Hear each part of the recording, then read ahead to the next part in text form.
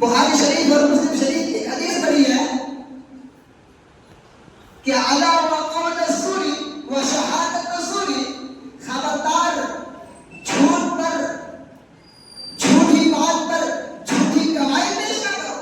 خبردار علی کہہ کر کے ہمیں خبردار کرنا ہے، اور اللہ کے رسول کے خبردار تاکید کرتے ہوئے ہمیں کہتے ہیں، 3 مرتبہ کہتے ہیں کہ علی وقول الزور و شہادت الزور، علی وقول الزور و شہادت الزور، علی وقول الزور و شہادت الزور.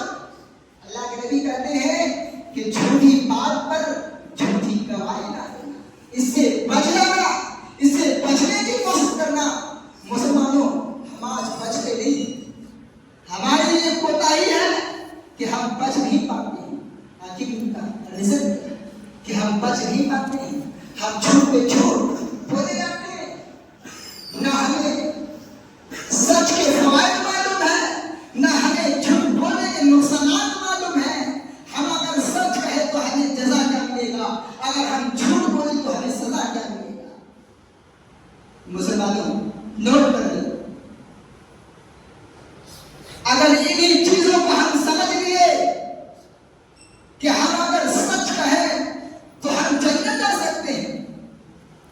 افلح ان صدق، اگر ہم سچ کہتے ہیں تو ہم کامیاب ہو جاتے ہیں. دخل ان صدق، اگر ہم سچ کہتے ہیں تو جنت میں داخل ہو جاتے ہیں. مسلمانوں نبی اکرم نے تو ہمیں درس یہی دیا تھا کہ اگر ہم نے سچ کہہ دیا، اگر ہم نے سچ کہہ دیا اور جھوٹوں سے اعتراف کر لیے، ہم جھوٹوں سے مڑ گئے، تو پھر ہمیں جنت جانے سے کوئی روک نہیں سکتا ہے. ہم جنت جا کر ہی رہیں گے، ہم جہنم اب جائیں گے نہیں. لیکن آج کے مسلمان کیا کرتے ہیں؟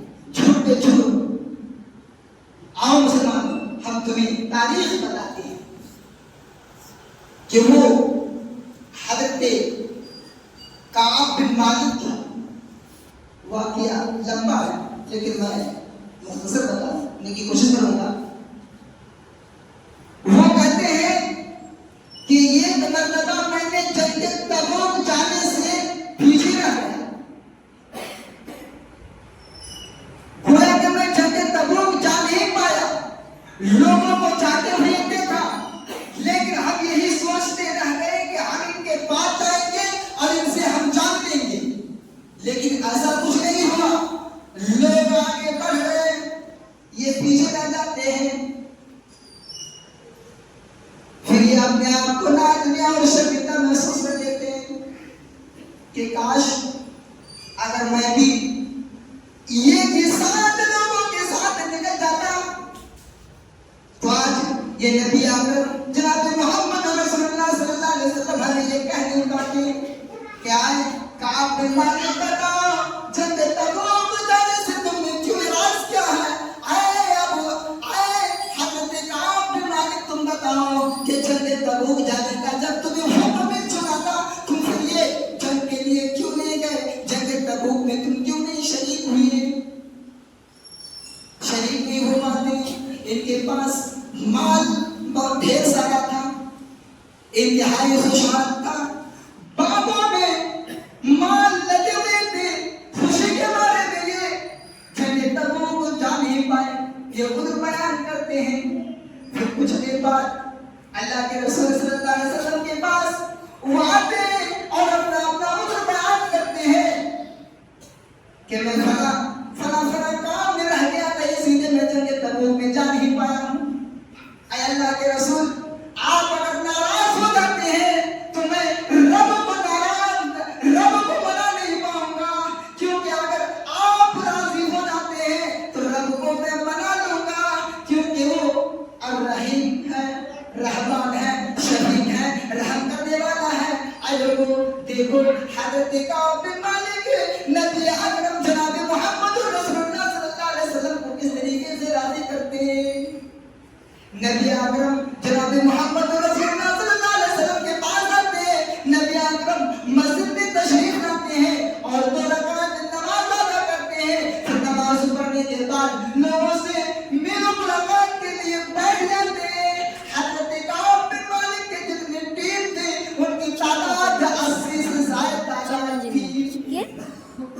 उनकी तादाद थी जो जंग तबूक में जा नहीं पाए थे, छोटी मोटी उज़्र के लिए वो जा नहीं पाए, उनकी तादाद 80 से ज्यादा तादाद थी। फिर अल्लाह के रसूल सल्लल्लाहु अलैहि वसल्लम ने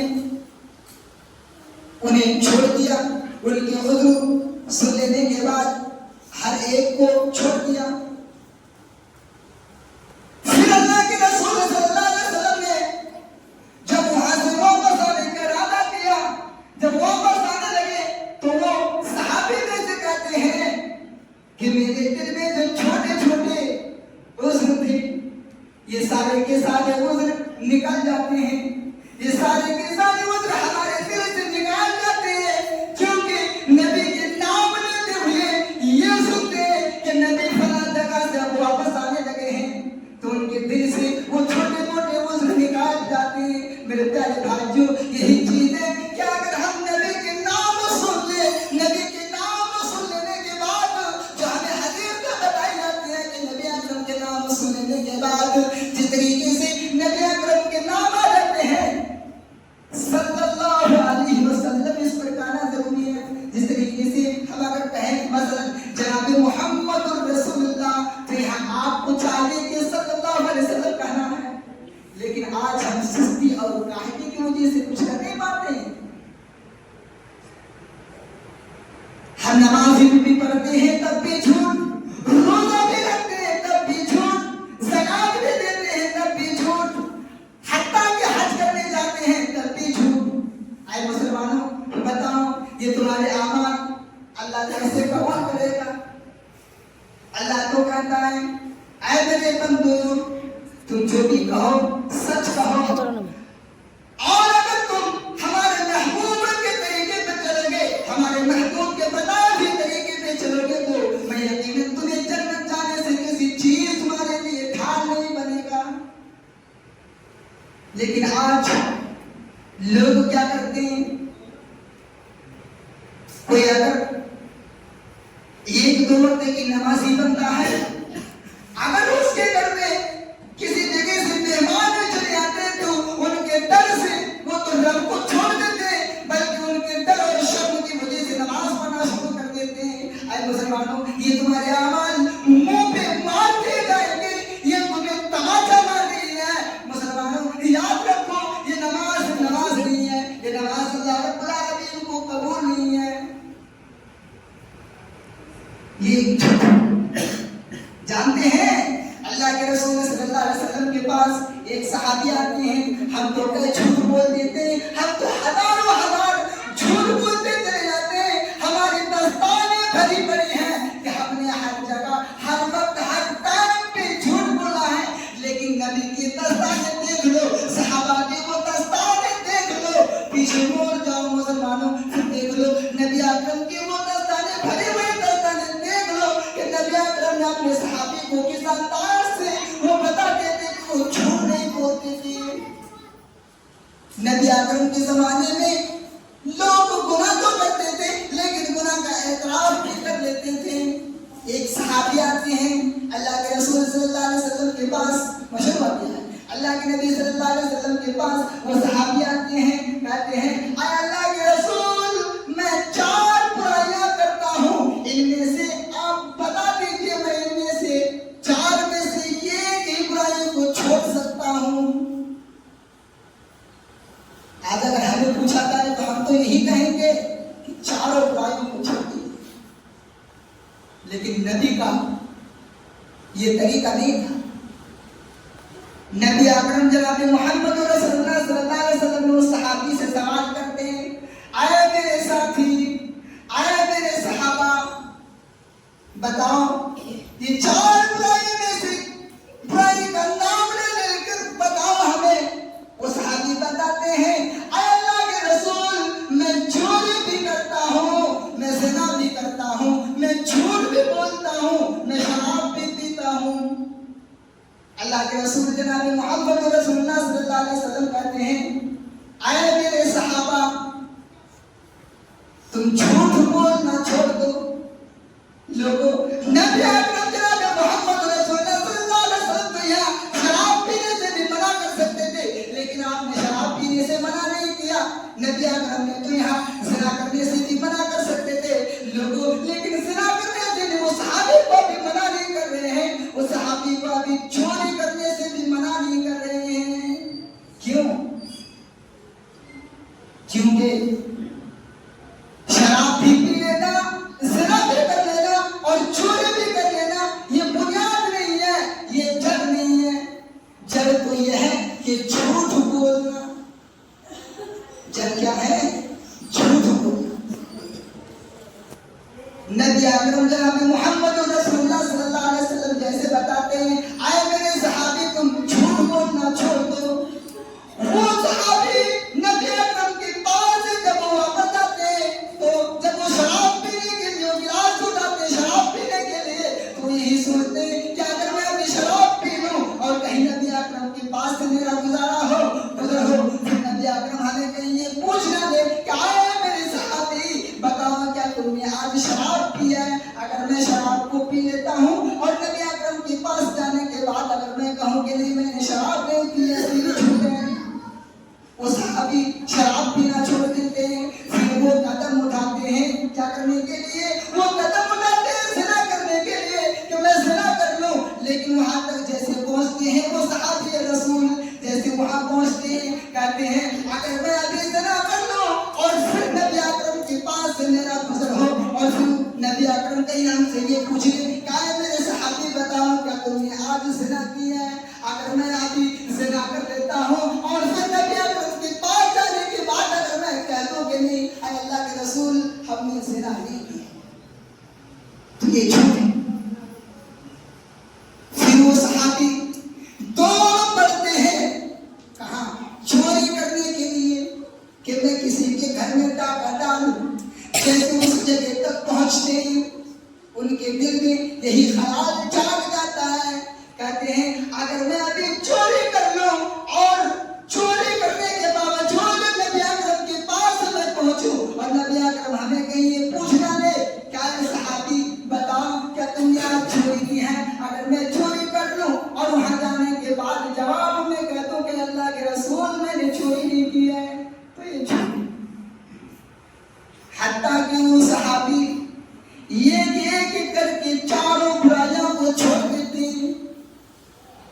ہم تو ہزاروں برائیاں کرتے ہیں لیکن وہ صحابی گناہ بھی کرتے ہیں، اعتراف بھی کرتے ہیں کہ ہم سے یہ خطا ہو چکی ہے، ہم نے یہ گناہ کیا ہے، لیکن آج ہم گناہ کرتے پھرتے رہتے ہیں لیکن ہم اعتراف گناہ نہیں کر پاتے، گناہ کا اعتراف نہیں کر پاتے ہیں۔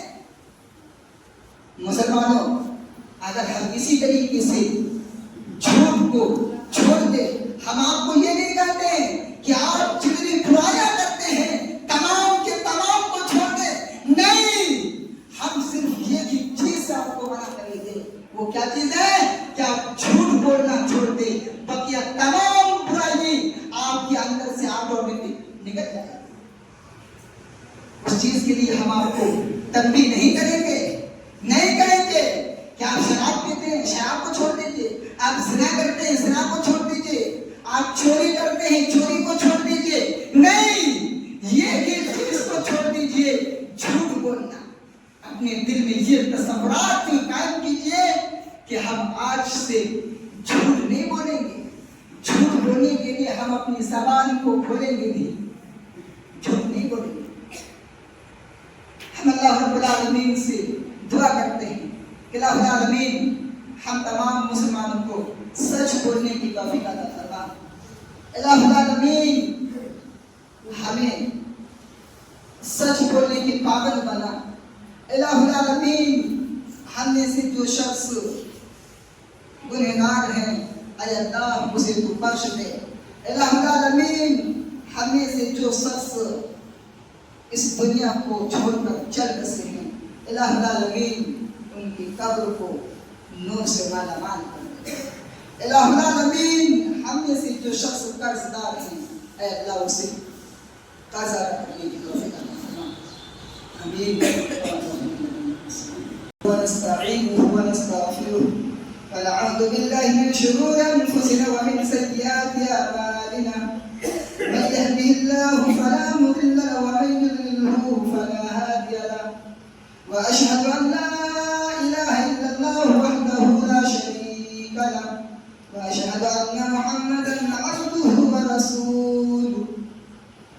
يا أيها الذين آمنوا صلوا عليه وسلموا تسليما اللهم صل على محمد وعلى آل محمد كما صليت على إبراهيم وعلى آل إبراهيم إنك حميد مجيد اللهم بارك على محمد وعلى آل محمد كما باركت على إبراهيم وعلى آل إبراهيم إنك حميد مجيد أقم الصلاة